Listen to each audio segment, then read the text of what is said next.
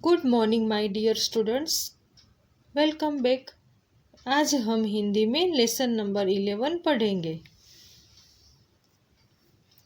तो बच्चों, सबसे पहले मुझे ये बताओ कि ये किसकी फ़ोटो है। ये फ़ोटो आपने कहीं देखी है? तो आप मुझे बताओ कि ये किसकी फ़ोटो है। तो ये न्यूटन की फ़ोटो है। अभी आप मुझे ये बताओ कि न्यूटन कौन थे। तो न्यूटन एक बहुत महान वैज्ञानिक थे।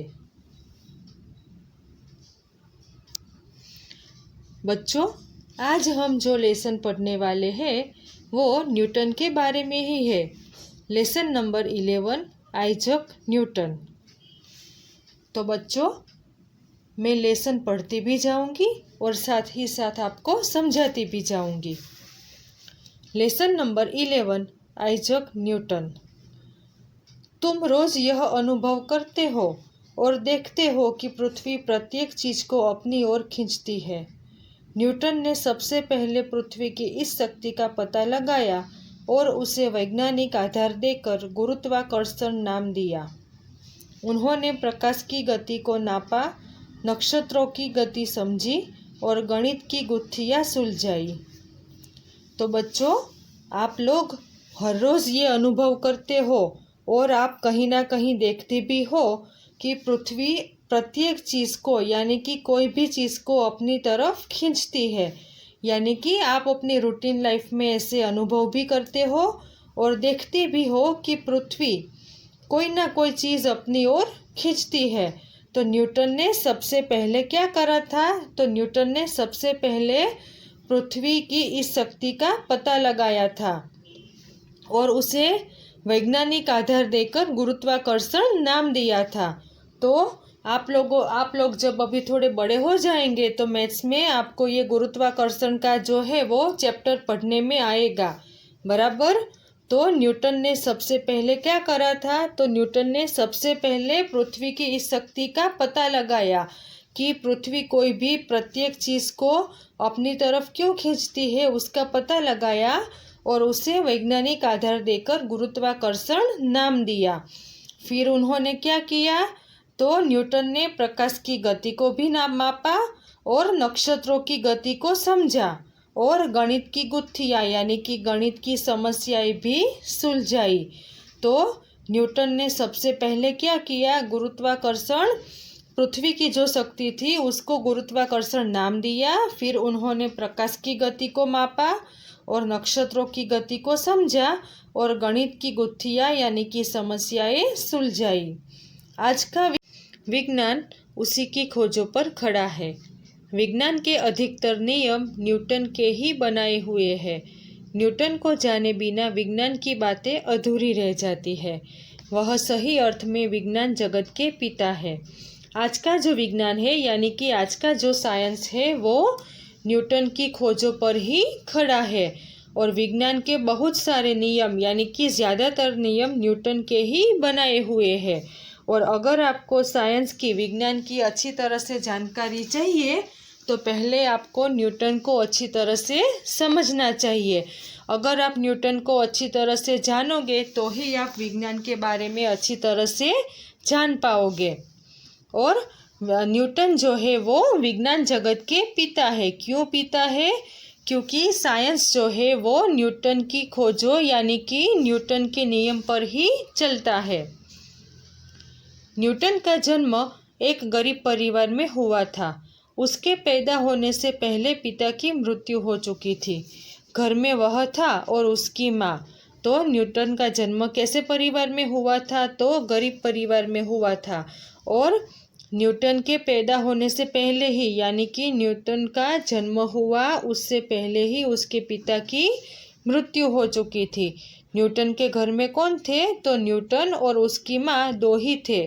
उसके पापा की यानी कि उसके पिता की तो मृत्यु हो चुकी थी जब न्यूटन का जन्म भी नहीं हुआ था और उससे पहले ही न्यूटन के पिता की मृत्यु हो चुकी थी। उनके पास थोड़ी सी ज़मीन थी जिस पर फसल उगाने के लिए माँ दिन भर परिश्रम करती, तब कहीं उनका पेट भरता था। न्यूटन के भविष्य को ध्यान में रखते हुए माँ ने एक पादरी से पुनः विवाह कर लिया। नए पिता ने न्यूटन की पढ़ाई लिखाई की जिम्मेदारी ले ली। तो न्यूटन के घर में न्यूटन और उसकी माँ दो ही थे, तो उसका गुजारा कैसे करे? उसके पिता तो थे नहीं, तो उन लोगों के पास थोड़ी सी ज़मीन थी, तो उस ज़मीन पर फसल उगाते थे। और न्यूटन की माँ जो थी वो दिन भर परिश्रम करती थी। जो ज़मीन उन लोगों के पास थी उस पर फसल उगाने के लिए न्यूटन की माँ दिन भर परिश्रम करती थी, और वो दिन भर काम करती थी, श्रम करती थी, तब उन दोनों का दो टाइम का पेट भरता था। क्योंकि न्यूटन के पिता नहीं थे तो उसकी माँ पर जिम्मेदारी आ गई थी कि वो न्यूटन का और अपना खाने पीने का, रहने का सब खर्चा कैसे उठाए। तो उसके पास जो ज़मीन थी उसमें वो फसल उगाती थी और पूरा दिन वो मेहनत करती थी, तब उन दोनों का पेट भरता था। फिर न्यूटन की माँ ने क्या सोचा कि न्यूटन के भविष्य को ध्यान में रखते हुए, यानी कि न्यूटन के भविष्य को ध्यान में रखते हुए उसकी माँ ने एक पादरी यानी कि आप लोगों को पता है ना कि चर्च में जो होते हैं ना, चर्च का जो मेन होता है, धार्मिक कार्य जो करते हैं उसको पादरी बोलते हैं। तो न्यूटन की माँ ने एक पादरी से शादी कर ली, यानी कि उसने वो पादरी से विवाह कर लिया। और वो जो न्यूटन के जो नए पिता थे उन्होंने न्यूटन की पढ़ाई लिखाई की जिम्मेदारी अच्छी तरह से ले ली।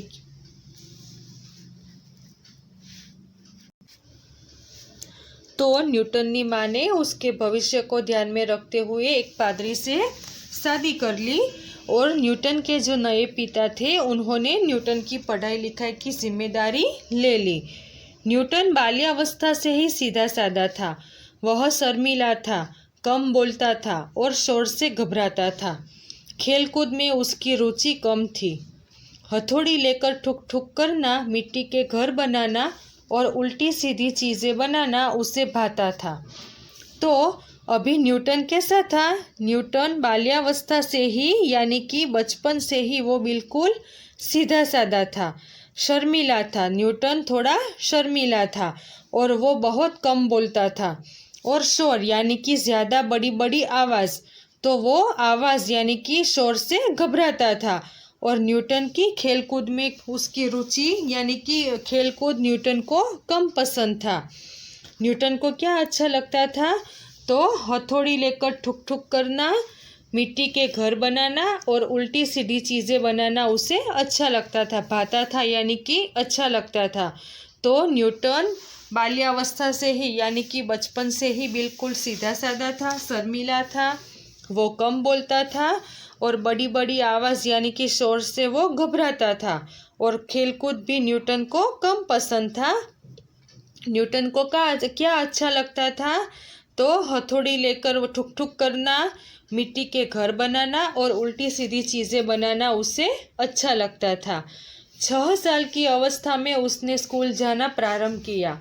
वह पढ़ाई लिखाई में कमज़ोर था। इतिहास उसे याद नहीं होता था, लेकिन एक घटना ने सब कुछ बदल दिया।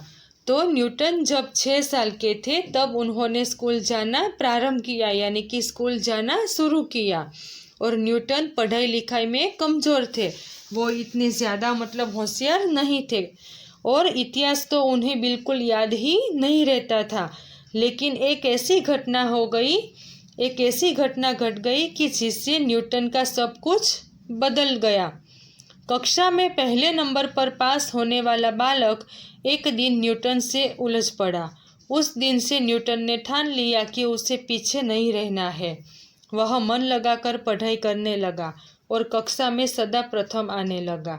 अभी न्यूटन के साथ एक ऐसी घटना घट गई कि जिससे उसका सब कुछ बदल गया।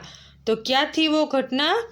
तो न्यूटन की कक्षा में सबसे पहले नंबर पर जो बालक आता था उसके साथ एक बार न्यूटन उलझ पड़ा, यानी कि उन दोनों में एक बार झगड़ा हो गया।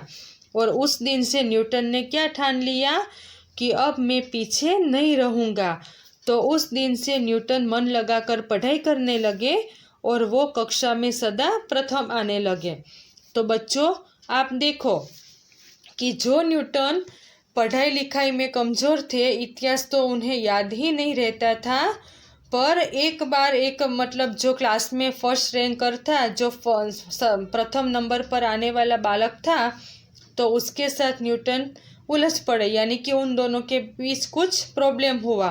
तो उस दिन से न्यूटन ने ठान लिया कि अब मैं पीछे नहीं रहूँगा, और वो मन लगाकर पढ़ाई करने लगे। तो वो कक्षा में सदा यानी कि हमेशा वो प्रथम आने लगे। 10 साल की आयु में न्यूटन के पालक पिता का देहांत हो गया। उस पर मुसीबतों का पहाड़ टूट पड़ा।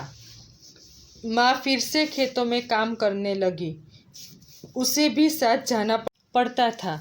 न्यूटन जब 10 साल के थे तब उसके पालक पिता की मृत्यु हो गई और उन पर मुसीबतों का पहाड़ टूट पड़ा। न्यूटन की माँ को फिर से वापस खेतों में जाके काम करना पड़ा और न्यूटन को भी अपनी माँ के साथ काम के लिए जाना पड़ता था। तो जब 10 साल की उम्र में न्यूटन के पालक पिता की मृत्यु हो गई, तब वापस उन पर मुसीबतों का पहाड़ टूट पड़ा और न्यूटन की माँ खेतों में जाके काम करने लगी और उनके साथ साथ न्यूटन को भी जाना पड़ता था। उसे पढ़ाई छोड़नी पड़ी, पर दिल की लगन फिर भी नहीं टूटी थी।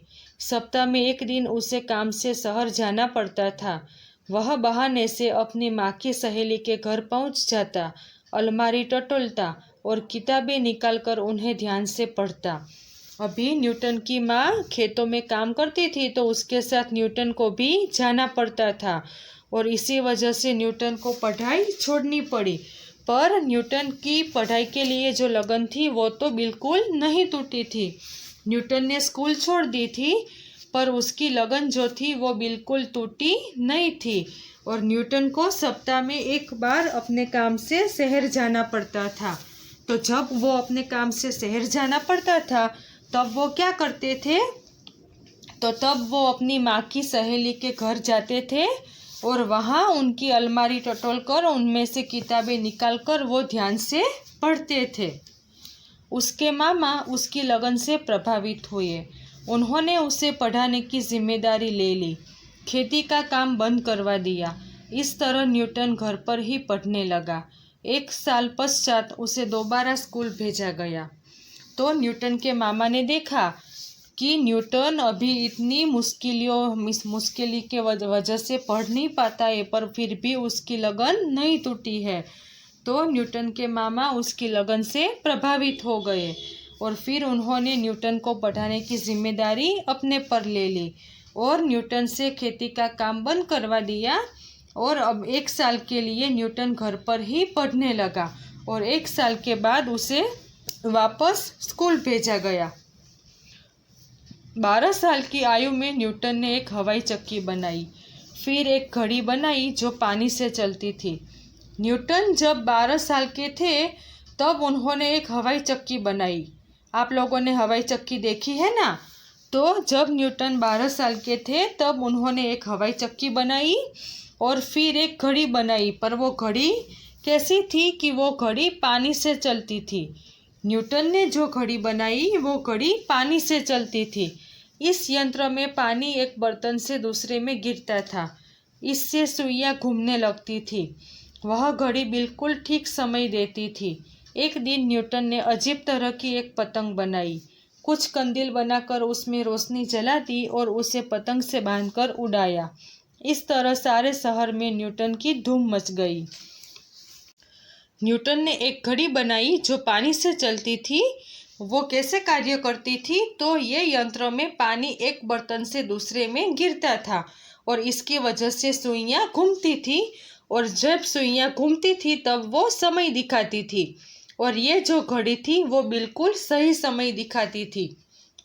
फिर एक दिन न्यूटन ने क्या बनाया? तो एक अजीब तरह की पतंग बनाई और फिर कुछ कंदील बनाकर, कंदील यानी कि कागज़ की बनी हुई लालटेन, उसको कंदील बोलते हैं। तो फिर कुछ कंदील बनाकर उसमें रोशनी यानी कि लाइट्स जला दी और उसे पतंग से बांधकर उड़ाया।